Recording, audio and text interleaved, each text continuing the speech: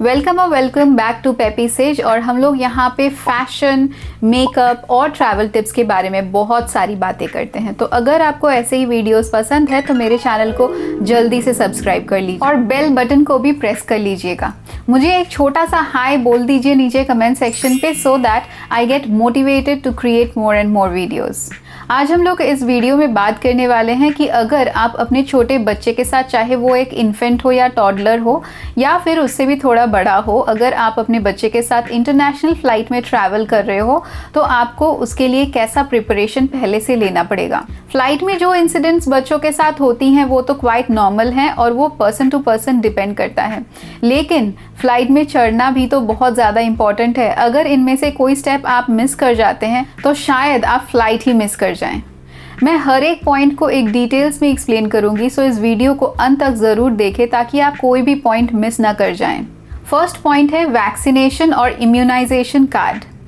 जब आपका बच्चा छोटा होता है 10 साल के अंदर, तब उसको बचपन से ही बहुत सारी वैक्सीन्स लगती हैं और ये इस वैक्सीन का एक कार्ड दिया जाता है हर पेरेंट्स को।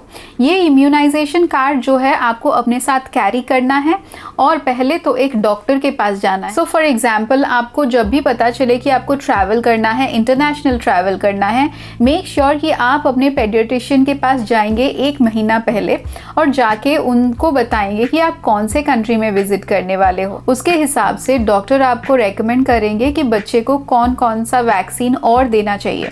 जी, कभी कभी ऐसा होता है कि हम किसी ऐसे कंट्री में जाते हैं where there is a requirement कि अगर if anybody is coming from other country तो उस बच्चे को या उस इंसान को ऐसा वैक्सीन होना चाहिए। सो समटाइम व्हाट हैपेंस कि जो वैक्सीन हम अपने कंट्री में नॉर्मली लगाते हैं उससे भी कुछ एक्स्ट्रा वैक्सीन लगती हैं जब कभी हम कहीं और जाते हैं।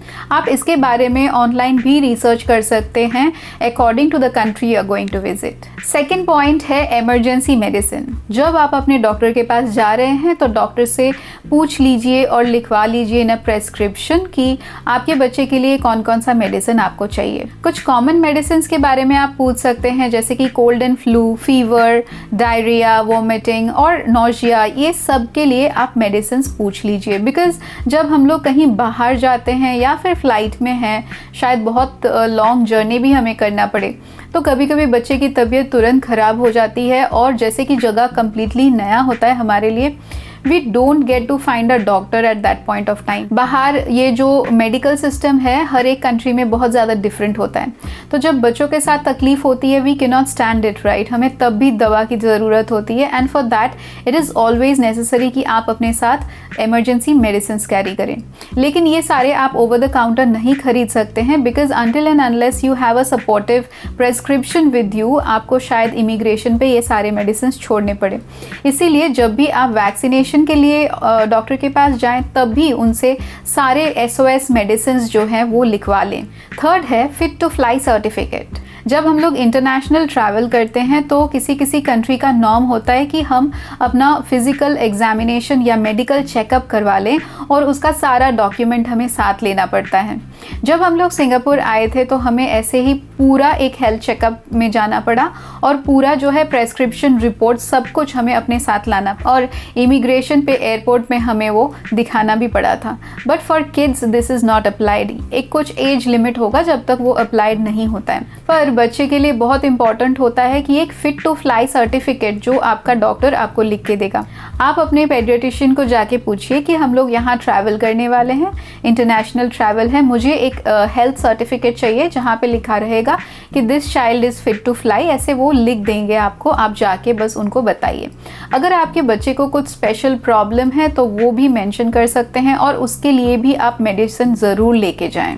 इसके बाद हम लोग आ जाते हैं इम्पॉर्टेंट डॉक्यूमेंट्स जो आपको अपने बच्चे के लिए अपने साथ लेके जाना पड़ेगा। फर्स्ट ऑफ ऑल, हम सभी जानते हैं कि पासपोर्ट के बिना हम लोग इंटरनेशनल ट्रैवल नहीं कर सकते। जब आप पासपोर्ट को प्रिपेयर कर रहे हैं अपने साथ लेने के लिए तो मेक श्योर कि जो पासपोर्ट का वैलिडिटी है वो आपके ट्रैवल डेट से 6 मंथ्स तक वैलिड है। दिस इज़ वेरी इंपॉर्टेंट, नहीं तो आपका बच्चा जो है वो ट्रैवल नहीं कर पाएगा।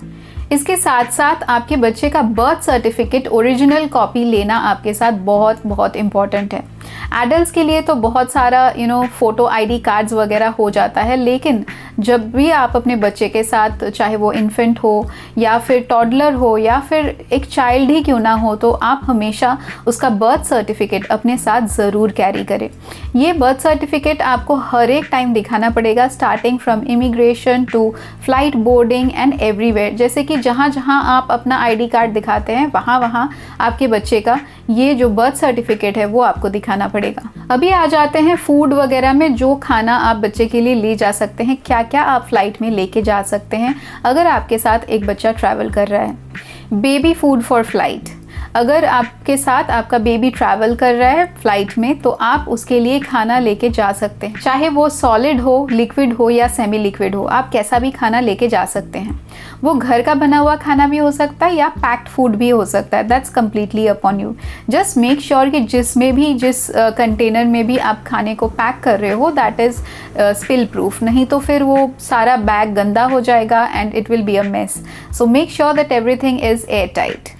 अगर आपके साथ एक छोटा बच्चा है तो आप फ्लाइट पे अपने लिए पानी भी लेके जा सकते हैं। बच्चे के बॉटल में पानी को फिल कर लीजिए और आपको चेक इन के टाइम पे बिल्कुल भी नहीं रोका जाएगा। हैंड लगेज में ज़रूरी मेडिसिन ज़रूर ले जाएं।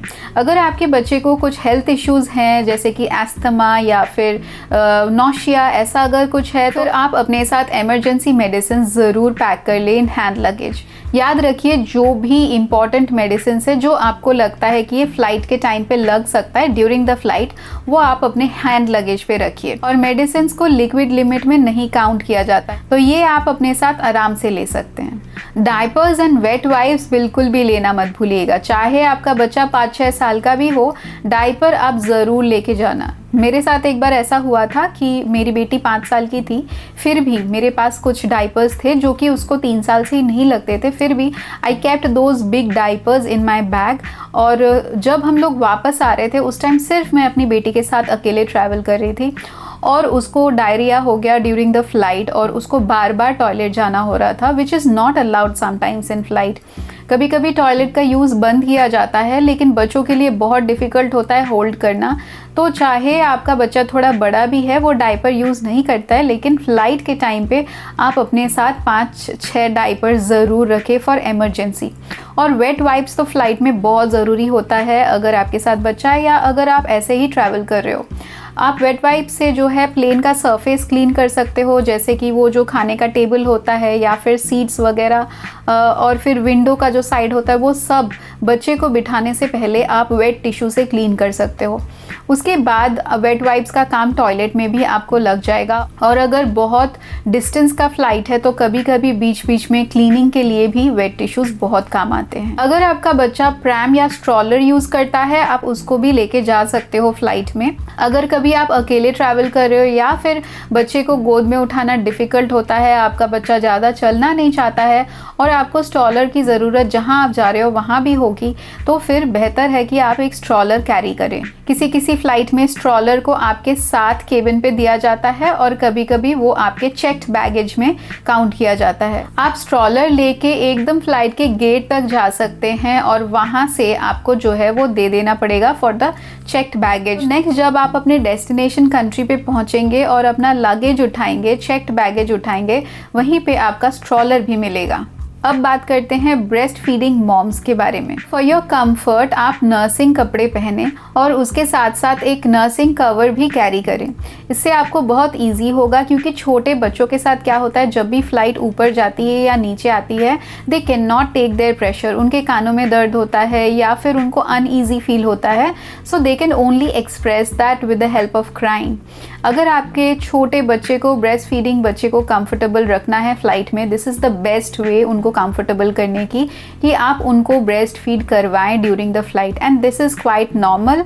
आपको बस कंफर्टेबल क्लोथ्स पहनाने हैं जिससे कि ये प्रोसेस बहुत इजी हो जाए। और एक चाहे आप एक अपना दुपट्टा लेके जाएं या फिर कोई शॉल टाइप कुछ लेके जाएं या फिर एक जो प्रॉपर एक कवर, फीडिंग नर्सिंग कवर जो मिलता है वो आप लेके जा सकते हैं। That will be very convenient.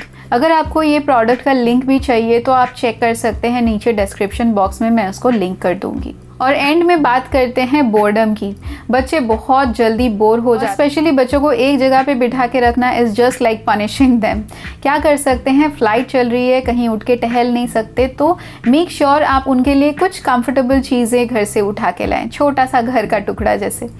तो जो आपके बच्चे का फेवरेट टॉय है या फिर कोई कंफर्टर है जिससे वो बहुत अटैच्ड है, ऐसा कुछ लेके आएँ। कुछ इंटरैक्टिव चीज़ें लेके आएँ, कुछ ड्राइंग्स वगैरह जो भी आपके बच्चे को पसंद है, मेस फ्री है, जो उतना हैसल नहीं उठाना पड़ता है, लाइट वेट है, ऐसे 2-3 चीज़ें आप अपने बच्चे के लिए लाएं। और उसके बाद स्क्रीन तो प्रेजेंट ही है, वो कार्टून देख सकते हैं, गाना सुन सकते हैं, बहुत कुछ कर सकते हैं, खाना खा सकते हैं। So this was all about preparing for your international flight journey with your toddler और बेबी। अगर आपको ये वीडियो इन्फॉर्मेटिव लगा तो मुझे नीचे कमेंट सेक्शन पे ज़रूर बताइएगा। If you have any other question वो भी मुझे लिख के बताइए, I would be really glad to help. आपसे फिर मुलाकात होगी नेक्स्ट वीडियो में। Till then take care and bye bye.